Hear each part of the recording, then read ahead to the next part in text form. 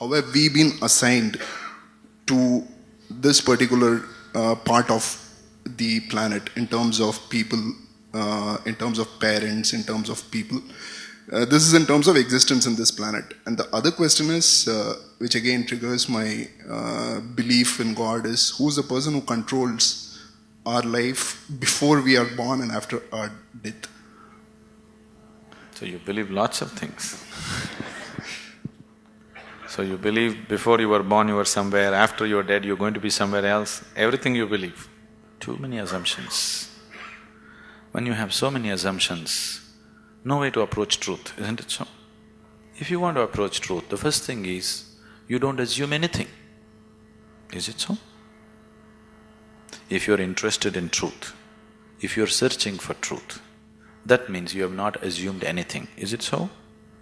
If you already made your assumption, you're just trying to find a confirmation for your assumption, that is not seeking truth. A true seeker of truth has no assumptions, he's just looking. Shall we just look or shall we try to confirm your assumptions?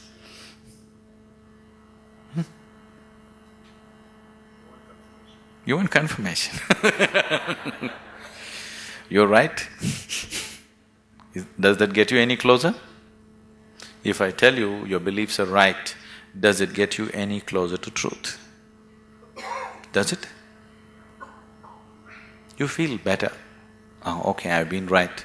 But nothing gets solved, isn't it? Life doesn't get solved, does it? No. So confirming your belief systems doesn't mean anything. This is a big problem with human beings. They want to be right all the time. It's the biggest problem. In fact, it is the basis of all conflict in the world. I am right, you are wrong. This is the problem, isn't it? Isn't it so? What I believe is right, what you believe is wrong. Isn't this the basis of all problems in the world? Whether it's within the family or in the community or in the world or wherever? Yes? Shall we eliminate that problem a little bit? The first thing you need to do is, after all, they are your beliefs. And your beliefs are not original, picked up, isn't it? Your priest or mullah or father or mother, somebody put it into you, isn't it so? Picked up from somebody. It depends how powerfully they worked on you. And they work pretty powerfully because the business is at stake otherwise. So what you assume may have nothing to do with reality. Now you're trying to understand something which is beyond the physical, with physical context, it won't happen. You're trying to perceive something which is beyond physical through sense perception, such a thing cannot happen. Now you want to measure the depth of the ocean, but you went with a foot scale. You will obviously come with wrong conclusions, isn't it so? If you want to measure the depth of the ocean, your first business is to get the right kind of instrument. Yes? Yes or no? That's your first business, that's all I'm saying. You want to know something beyond the physical. First thing that you need to do is to have a perception which is beyond five senses, which can perceive that which is not physical. Only then you perceive. Otherwise you can only believe or disbelieve, isn't it? If I tell you, God is actually in my pocket, this many people can believe me?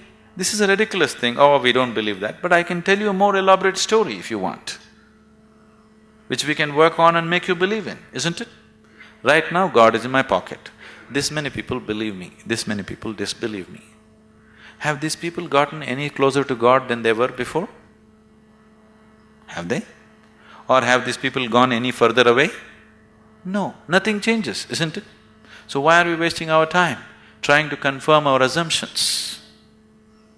You must enhance your perception, because only by perceiving you will know. There is no other way to know. Is it so? You will know anything only when you perceive it. Till then you do not know it. Is that a reality? Is that a reality? People who are not on talking terms with me, is that a reality? If you perceive, you know. If you do not perceive, you do not know. You are unwilling to admit, I do not know, so you believe. isn't it? If you are just trying to pass the social test, belief is a good way to do it. But you want to really know, then belief is not a good way to do it. Belief gives you confidence. And fools getting confidence is dangerous. Do you understand? When idiots become very confident, it's very, very dangerous, isn't it so? Do you see? Intelligent are hesitant. Stupid are confident. Have you seen this?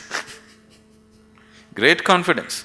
Because when you simply believe something, you will have great confidence. You will have no doubt about anything because you don't apply yourself to anything. You're 100% sure. You see George Bush, how confident he is?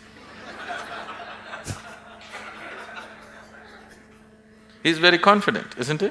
Doesn't he seem like confident? Very confident.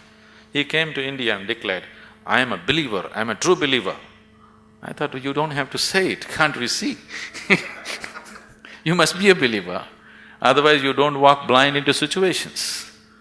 If you're somebody with sense, you would look around, isn't it?